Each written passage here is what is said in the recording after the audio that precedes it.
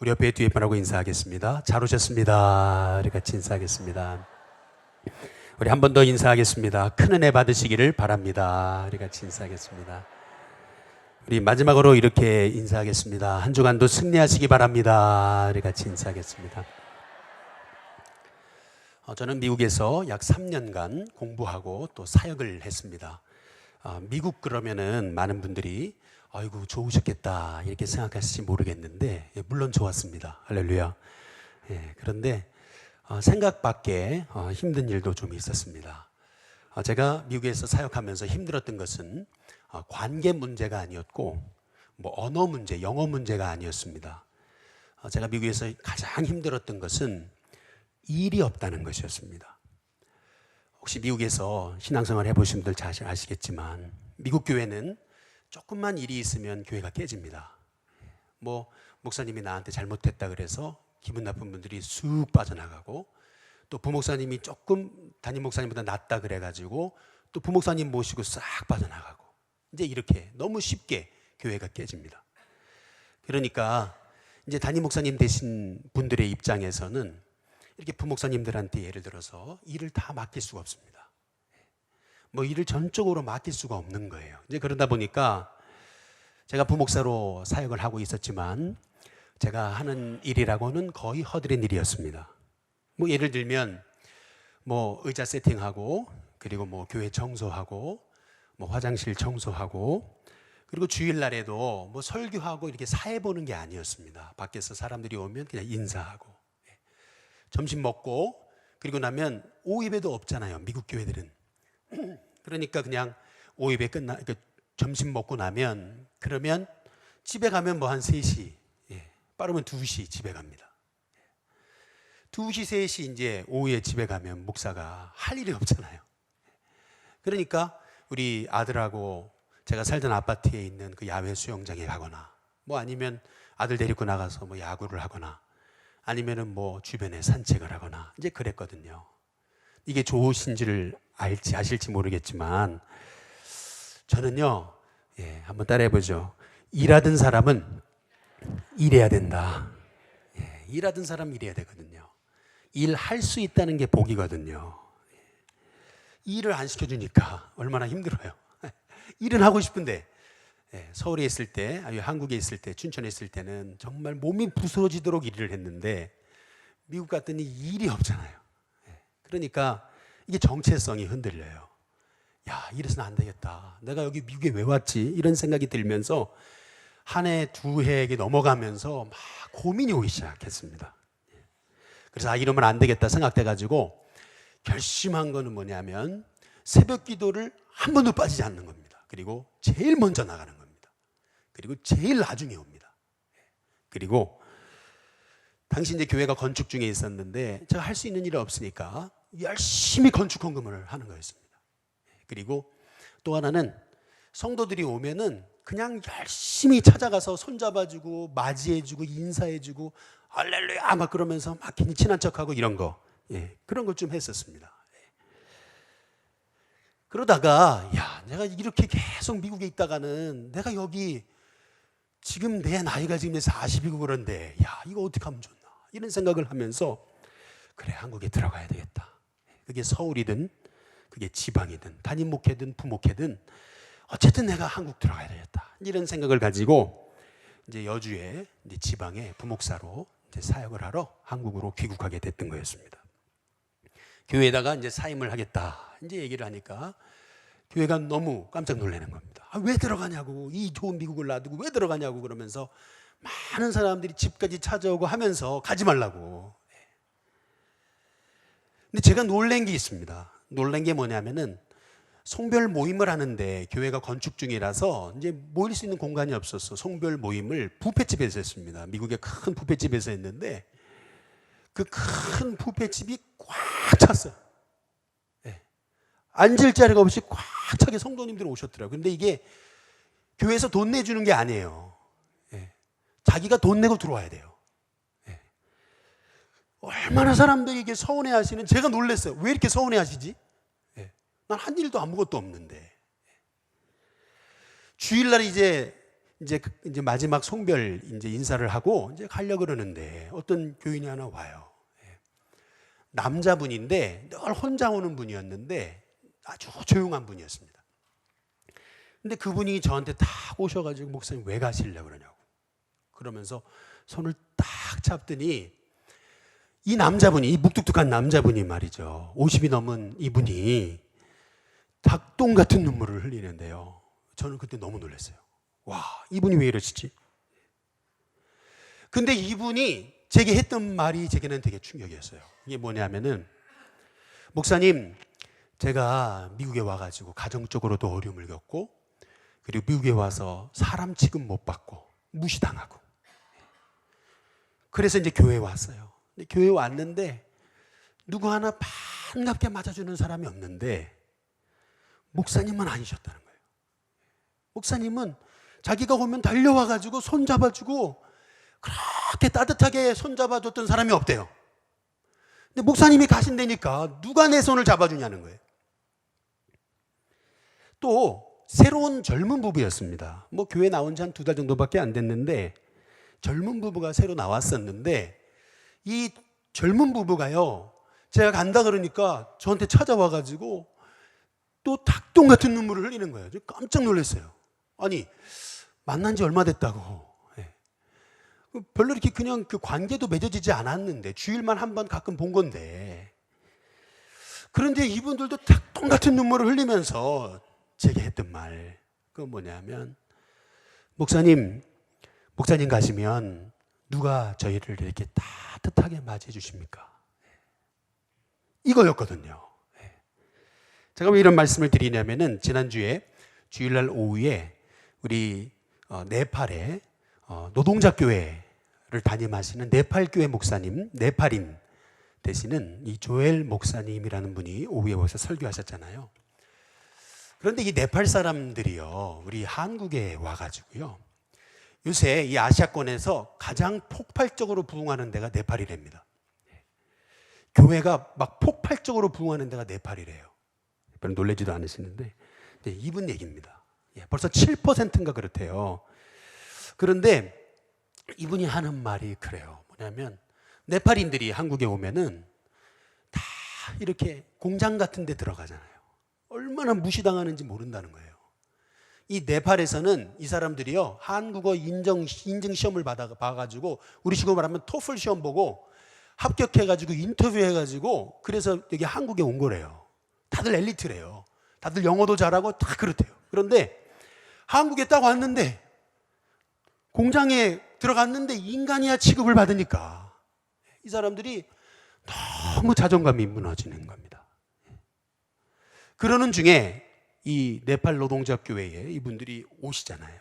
그러면 이 노동자 교회에서 그렇게 따뜻하게 맞이해주고, 그렇게 사랑으로 대해주고, 그렇게 인격적으로 대해주면서 존중해주고 높여주니까 이분들이요, 평생 힌두교만 믿고 살아온 사람이고, 한국 오기 전까지는 네팔에서 예수님의 예자도 들어보지 못한 분들인데, 이분들이 그냥 그런 환경에서 마음이 열려가지고 예수님을 구주와 주님으로 영접하신다는 거예요. 그리고 나중에 이제 본국으로 돌아가게 돼도 온 가족들에게 왕따를 당하는데, 그렇더라도 생명 걸고 예수님을 믿는다는 거예요. 그분 얘기입니다. 지난 주일 오후에 오신 분들 얘기 드렸을 거예요.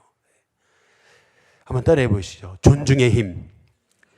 여러분, 이게 존중의 힘입니다. 2017년 우리 일신교회 2가지 키워드는 세상의 빛, 어두운 세상의 빛이라는 단어입니다. 그리고 영적인 기본기라는 단어입니다. 저는 올해 들어서 이 2가지 초점을 가지고 계속 사역하고 설교하고 있습니다. 한번 따라해 보시죠. 어두운 세상에 빛이 되자. 이게 첫 번째고요. 두 번째는 따라해 보겠습니다. 영적인 기본기. 이 기본기가 바로 잡혀야 된다는 겁니다. 제가 이번 주에 기도하는 중에 하나님이 계속 주셨던 마음은, 우리 일신교회는 성도들이 서로 존중하는 교회가 돼야 된다는 겁니다. 존중하는 교회. 왜 존중이냐 하면은, 존중의 기본기는 창세기 1장 27절입니다. 한번 같이 읽어보겠습니다. 같이 읽습니다. 시작.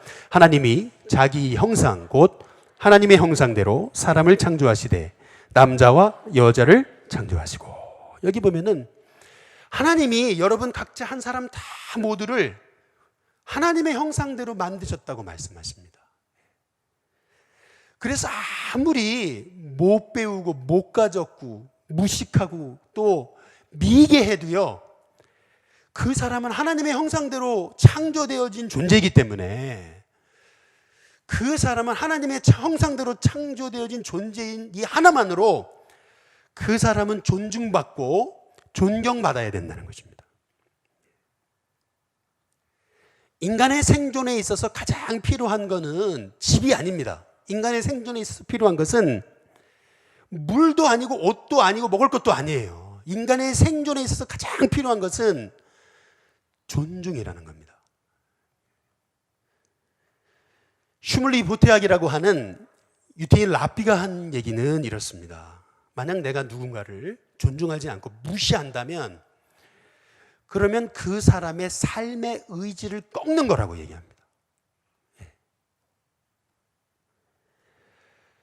거꾸로 뒤집어서 우리가 누구를 존중해 준다면 우리는 그 사람에게 너는 정말 가치 있는 존재다라고 얘기해 주는 무언의 그런 축복을 하고 있는 삶이 된다는 것입니다. 창세기 1장 우리 31절 말씀 같이 한번 읽어보겠습니다. 같이 있습니다. 함께 있습니다. 시작. 하나님이 지으신 그 모든 것을 보시니 보시기에 어떻게 했다고요? 심히 좋았더라. 예, 하나님이 지으신 이 모든 것들은요, 이 나무도 그렇고요, 우리 인생도 그렇고 다 하나님 보시기에 좋다 그랬습니다. 이 얘기는 나무도 존중받아야 되고 사람도 다 존중받아야 된다. 존중받지 못하면 그 사람은 삶의 의지가 꺾인다는 겁니다. 미국에 있을 때 어떤 한 세 가족이 와서 제게 했던 얘기 중에 잊지 못하는 게 있어요. 그게 뭐냐면, 목사님, 저는 지금 이 교회가 처음이 아닙니다. 제가 다른 교회를 좀 다녔었는데 제가 이 교회로 옮긴 이유, 그것은 제가 그 교회에 갔다가 투명 인간 취급을 받았기 때문입니다. 그렇게 얘기를 했습니다. 아무도 자기를 알아봐주고 인사해주고 아는 척하는 사람이 없더라는 겁니다. 사람을 투명 인간 취급했다는 얘기는 여러분 그 사람을 존중하고 있지 않다는 그러한 뜻입니다. 이 존중이라는 게 그게 어려운 게 아닙니다. 이 존중이라는 게 어떤 사람의 말을 들어주는 것만 해도 그것도 존중하게 되는 것입니다.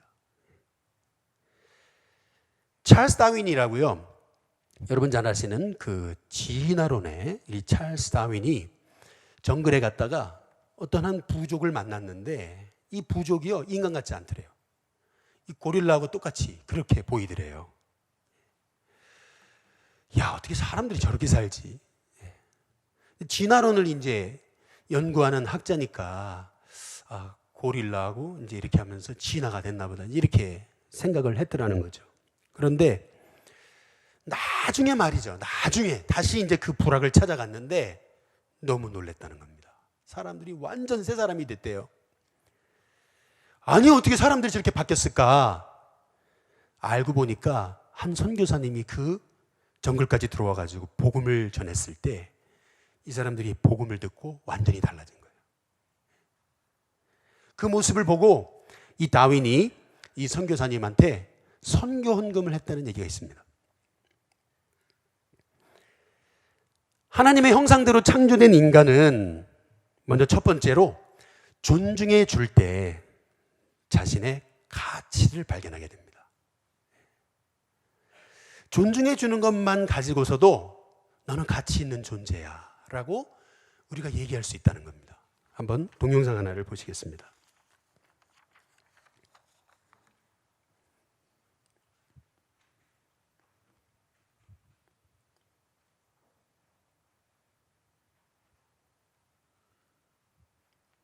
이 앞에 불을 좀 꺼주세요. 앞에. 예.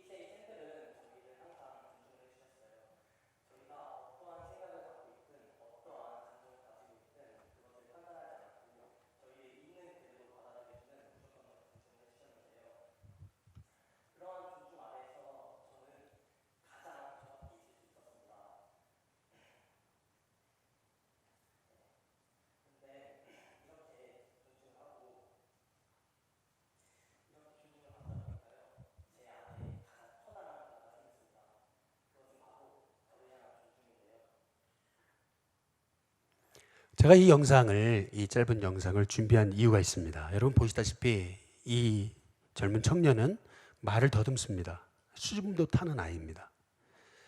그런데 이 아이가 이 유명한 이 강연에 이 스피커로 나올 수 있었던 이유, 그것은 얘기하지 않습니까? 이 아이가 얼마나 소중한 존재인지를 알려준 거, 내가 얼마나 소중한 존재인가라고 하는 것을 알게 된 것은 존중해주는 선생님들 때문이라는 겁니다.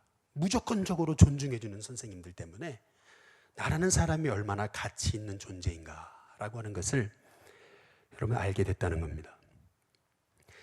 우리 네팔에 우리 조엘 목사님 이제 개인적으로 만나서 어떻게 예수님을 믿으셨어요? 이제 물었더니 이제 우리 오후 예배 때 얘기하시겠다고 해가지고 이제 얘기한 거 지난주에 들어보셨을 겁니다. 자기는 네팔에 있을 때 예수님의 예자도 들어보지 못했는데 한국에 와서 이제 예수님을 믿고 목사까지 된 거라는 겁니다. 근데 한국에 와서 노동자로 활동하는데 얼마나 주인이 무시하고 그러는지 그걸 못 견뎌가지고 뛰쳐나온 거라는 겁니다. 6개월 만에. 뛰쳐나가는 순간 불법 체류자가 된 거죠. 그러다가 불법 체류자로 있다가 이제 어떤 쉼터로 가라 그래가지고 쉼터로 갔는데 알고 보니까 그 쉼터가 온누리교회에서 운영하는 쉼터였다 그러지 않습니까?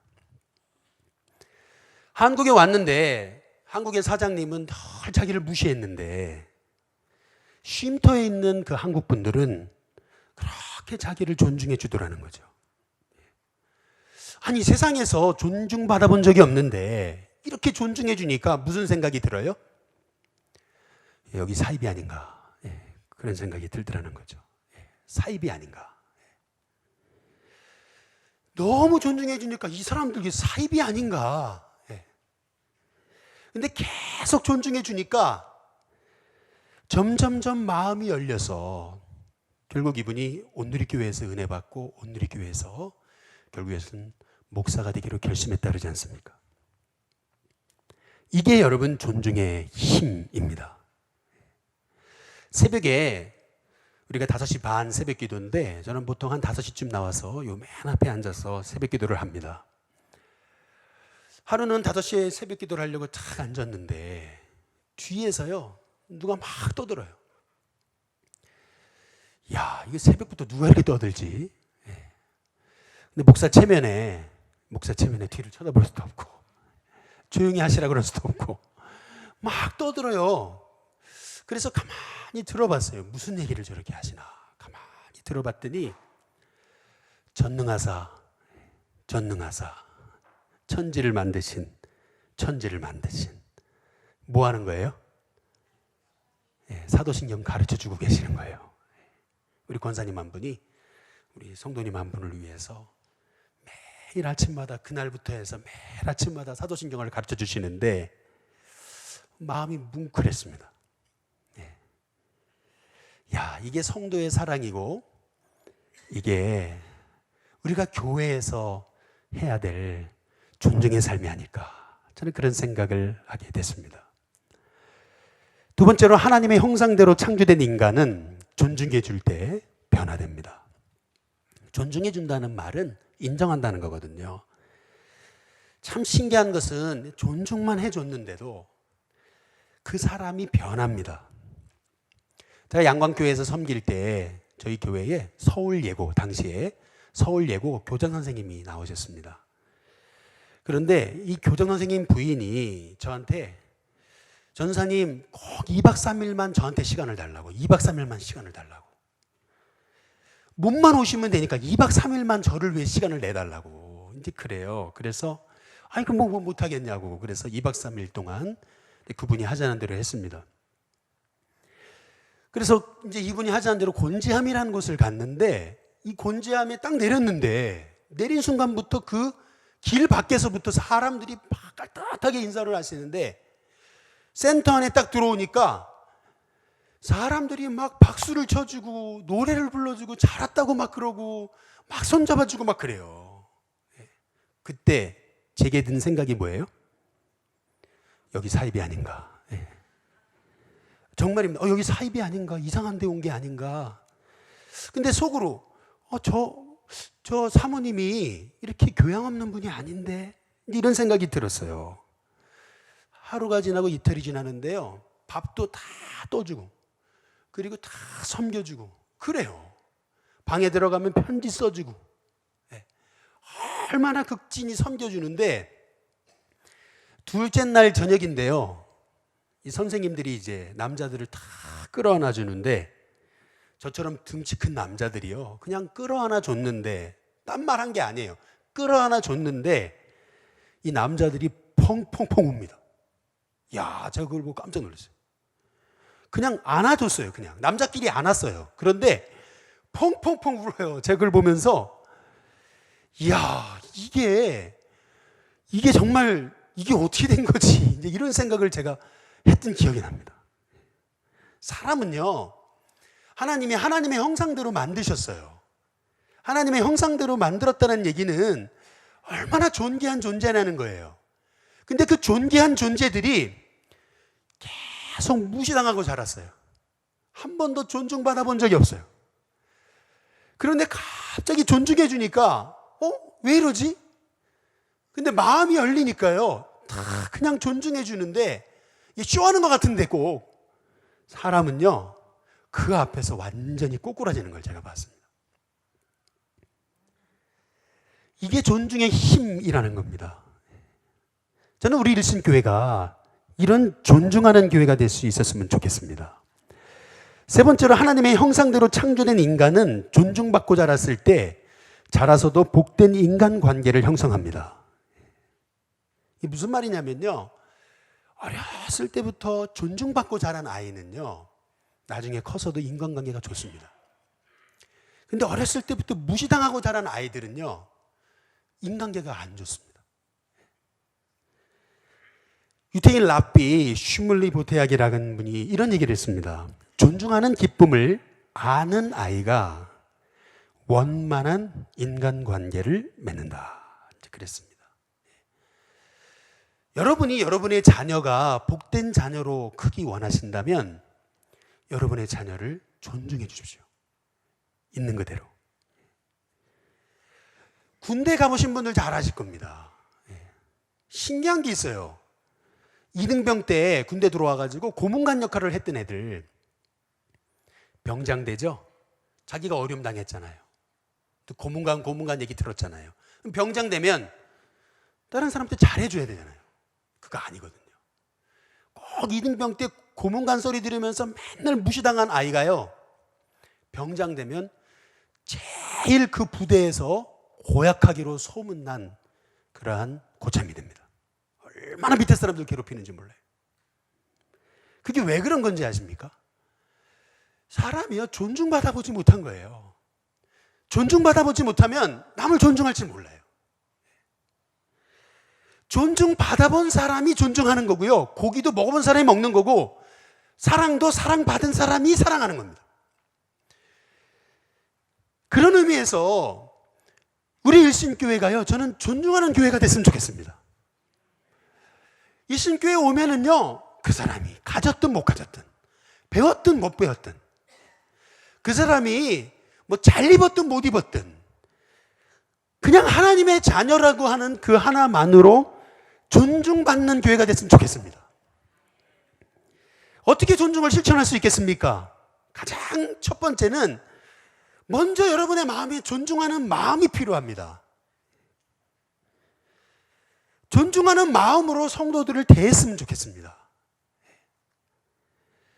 밑에 사람이라고 막대하지 않고, 그냥 막 말하지 않고, 우리가 존중하는 마음을 갖고 우리 일신교회가 세워졌으면 좋겠습니다. 제가 미국에 있을 때 너무 쓰임받고 싶었거든요. 제가 왜 미국에 갔겠습니까? 뭔가 목회를 배우기 위해서 미국에 갔는데 기회가 없잖아요. 그래가지고 어떻게 했냐면 월요일 날 미국인 교회를 섬겼습니다. 이 미국인 교회는 갓 개척한 교회였습니다. 에피센터 처치라고요. 이 미국의 워싱턴 DC 한가운데서 정말 지진을 일으키는 그러한 그 교회가 되자 해가지고 갓 개척한 교회였습니다. 이 교회에서요, 제가 섬길 수 있었던 원인은 월요일 날 예배를 드렸기 때문에 월요일 날 가서 섬겼습니다. 한 20명 정도 공동체원이 있었는데 한국 사람은 저 하나였습니다. 동양 사람은 저 하나였어요. 근데 제가 영어가 짧잖아요. 영어를 잘 못하잖아요. 그러니까 어떻게든 이 공동체에서 내가 조금 그래도 좀 이 사람들하고 어울리고, 그리고 이 사람들한테 조금 뭔가 내가 조금 어떤 역할을 하고 싶어가지고 기도하다가 하나님 주신 마음은, 유학생이고 생활도 쪼들렸지만 예배 끝나면은 이분들을 위해서 포도하고 치즈하고 크래커 준비해가지고 딱 이렇게 준비해가지고 세팅해가지고 드시라고 해가지고 이렇게 나누고 서로 대화하고 하는 그러한 거를 섬겼습니다. 제가 자원해서 제 돈으로 1년 이상을 했어요. 하루는 예배를 끝나고 이제 소그룹별로 모이는데 저하고 같이 이제 처음 초대 멤버거든요. 그런데 이분이요, 지금도 기억이 잊혀지질 않아요. 근데 이분이요, 저랑 대화를 해야 되는데 등을 싹 돌리는데요. 야, 저는 그때 너무 마음이 아팠어요.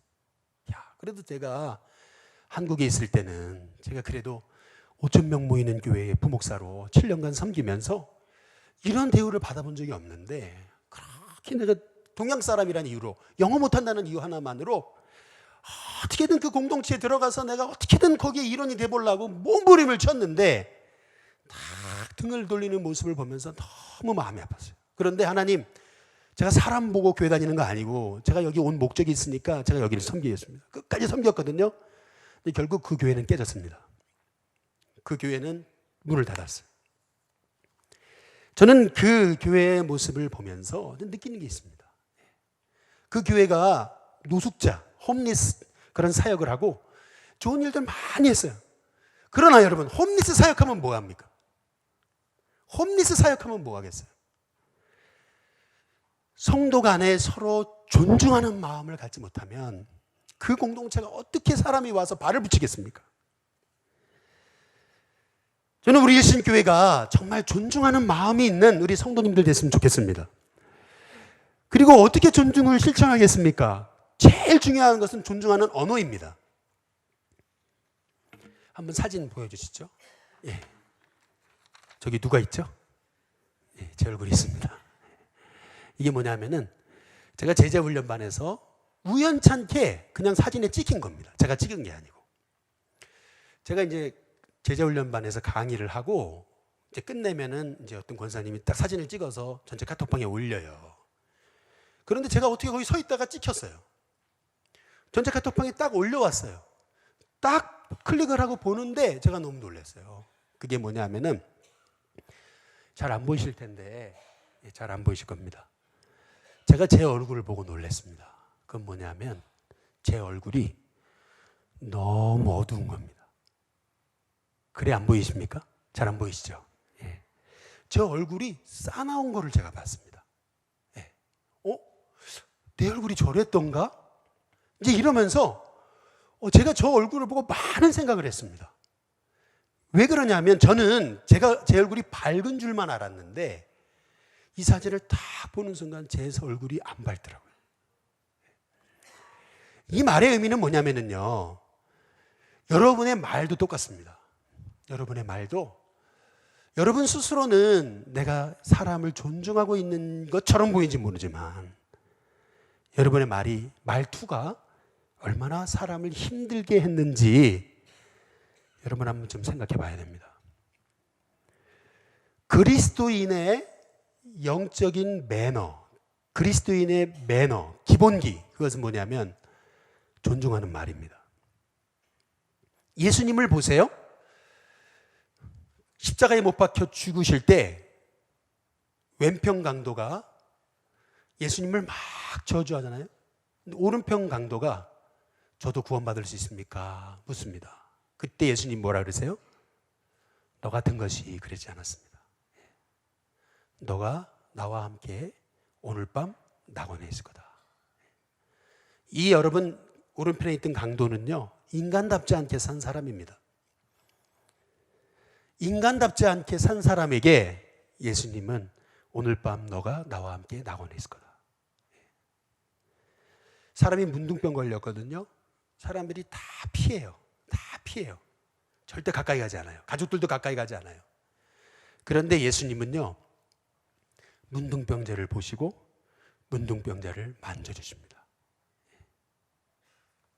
이 문둥병자 하나도 예수님은 하나님을 대하듯이 대했다는 겁니다. 제자들이요, 아이들이 예수님 만나려고 오니까 제자들이 저리 꺼져. 에이, 애들은 가라, 애들은 가라. 그러고 있었단 말이에요.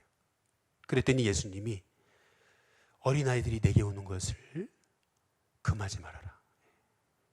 그 아이를 다 끌어안으시고 안수하시고 축복하시잖아요. 이게 여러분 예수님의 매너입니다. 이게 그리스도인입니다. 마지막 세 번째로, 여러분 어떻게 우리가 존중의 삶을 실천할 수 있냐면은 먼저 하는 것입니다. 먼저. 로마서 12장 우리 10절 말씀 같이 한번 읽어보겠습니다. 함께 읽겠습니다. 같이 읽습니다. 시작. 형제를 사랑하여 서로 우애하고 존경하기를 서로 먼저 하며. 여기 보면은 형제를 사랑하여 서로 우애하고 존경하기를 서로 어떻게 하라고요? 먼저 하라고 합니다. 많은 분들이 그러죠. 존경해주면 머리 위까지 올라온다고. 존경해주면 머리 위까지 올라온다고. 그렇지 않습니다. 존경해주면 머리 위까지 올라오지 않습니다. 진짜 존경해줘 보세요. 존중해줘 보세요. 여러분 존중해주면 그 사람을 하나님의 형상을 가진 존재라고 여러분이 축복하고 있는 겁니다. 성도님들이 오잖아요. 그러면은 어떻게 지내셨냐고. 여러분 이게 존중하는 겁니다. 아니 힘든 분은 얼마나 힘드셨냐고. 안부 한번 묻는 게 이게 존중하는 겁니다. 좋은 일이 있어요. 그러면 축하한다고. 여러분 이게 존중하는 것입니다. 존중이란 다른 게 아닙니다. 저는 우리 일신교회가 정말 존중하는 문화가 있는 교회가 됐으면 좋겠습니다. 남대문 시장에 가보세요. 그 시장에 들어가 보세요. 우리 장로님 가게 이렇게 가보면은요, 아무도 아는 체 안 해요.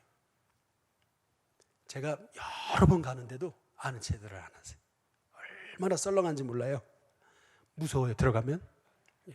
아는 체들을 안 하세요. 보세요. 남대문 시장에서 막 사람들이 이제 싸우잖아요. 얼마 전에도 목욕탕을 갔는데 젊은 분이 말이죠. 거기 카운터에서 일하는 노인분인데, 카운터에 일하는 분들이 노인분들인데 막 삿대질을 하고 이 막 욕하고 막 그런. 제가 한 말 하고 싶더라고요. 젊은 분이 왜 그러시냐고. 저분이 어르신 아니냐고. 그 얘기 하고 싶더라고요, 제가. 근데 우리는요, 그게 잘 안 돼요. 세상 사람들이 그런다고 우리 그리스도인들도 그러면 안 됩니다. 마태복음 7장 1절에서 2절을 한번 보시겠습니다. 마태복음 7장 1절에서 2절에 보시면 같이 읽어보겠습니다. 같이 있습니다. 시작. 비판받지 아니하려거든 비판하지 말라. 너희가 비판하는 그 비판으로 너희가 비판을 받을 것이요 너희가 헤아리는 그 헤아림으로 너희가 헤아림을 받을 것이니라. 비판하지 않아야 되는 이유가 뭔지 아세요? 자기를 보호하기 위함입니다. 비판하면 비판받습니다. 그렇기 때문에 비판하지 말라고 말씀하시는 겁니다. 왜 존중하라 그러십니까? 그것은 내가 복을 받기 위함입니다. 제가 이 말씀만 드리고 마치겠습니다. 슈물리 보테악이라는 분이 쓴 유태인 가족 대화라는 책이 있습니다. 그 책에 보면은 이분 그 랍비 집에 사람들이 찾아왔어요. 그런데 자기 친구가 낯선 사람 한 사람을 데리고 왔어요. 같이 식사를 하는데 그냥 눈인사를 하고 안녕하세요 인사는 했어요. 그런데 식사하는 동안 누구 하나 가서 말을 건네는 사람이 없더라는 겁니다. 근데 어떻게 이렇게 사람들과 얘기하다 보니까 시간이 다 흘러서 집에 가야 될 시간이 된 거예요. 그런데 갑자기 생각이 나는 거예요. 그분이 한마디도 안 했다라는 걸 알게 된 거예요. 그래서 이 보테악이라는 이분이 그분께 이제 그냥 말을 한마디 건네준 거예요. 그게 뭐냐면 혹시 아이는 있으시냐고. 그랬더니 이분이요 갑자기 본물 터지듯이 하는 말. 아이가 있었는데 교통사고로 죽었습니다. 그러면서 하는 말, 하나님이 왜 이런 일을 하셨을까요? 저는 하나님을 믿는 사람이었는데 그 사건 이후로 저는 하나님을 포기했습니다. 그러면서 계속 자기 얘기를 하기 시작하는데 하나님 왜 접니까? 하나님 왜 접니까? 이제 그러면서 그런 얘기들을 쭉 나누는데 거기 같이 있었던 사람들이 정말 가슴을 아파하면서 이렇게 들어줬다는 거예요. 그리고 이제 이 사람이 집에 갔습니다. 집에 간 다음에 이 랍비가 자기 아이들을 다 불러다 놓고 하는 얘기예요. 얘들아, 봤냐? 너 그 여자 봤지? 처음에 왔을 때 우리가 잘 모르는 낯선 이방인이었어. 그런데 우리 모임에 와가지고 한마디도 안 했잖아. 그런데 혹시 아이는 있습니까? 라고 말을 한번 걸어줬더니 그 사람이 자기 얘기를 다 쏟아내는데 그 사람이 자기 얘기를 다 쏟아낸 것으로 인해서 우리 모임이 얼마나 따뜻해졌냐. 그 사람이 여지껏 한마디도 하지 않았던 것은 할 말이 없었던 게 아니고 누군가 말을 걸어주는 사람이 없었기 때문이야. 너희도 살아가면서 저렇게 낯설고 소외된 사람 너희도 관심 가져야 돼. 말을 걸어줘야 돼. 그게 존중이야. 사람을 존중하지 않는 것은 외투를 입고 있는데 외투를 벗기는 것과 같아. 사람을 3번, 4번, 5번 무시하면 그 사람은 빨가벗기는 것과 다름이 없어. 빨가벗겨지니까 얼마나 창피하겠니? 살고 싶겠니? 그래, 사람을 존중하는 것은 그 사람에게 너도 살 가치가 있다라는 것을 말해주는 거야. 이제 그러면서 아이들을 가르친다는 겁니다. 저는 그 얘기를 읽으면서 야, 참 유대인의 교육이라는 게 이런 거였구나. 저는 그렇게 생각을 하게 됐습니다. 바라기는 저희 일신교회 정말 서로 존중하는 교회가 됐으면 좋겠습니다. 성도들 서로 존중하고 안부를 물어주고 잘 있었냐고. 그렇게 정말 일주일에 한 번 오는데 서로 높여주고 축복하는 우리 일신교회가 됐으면 좋겠습니다. 우리 옆에 뒤에 분하고 한번 인사해 보겠습니다. 제가 먼저 존중해 드리겠습니다. 우리 같이 인사해 보겠습니다. 우리 한 번 더 인사하겠습니다. 존중하는 삶을 살겠습니다. 네, 기도하겠습니다.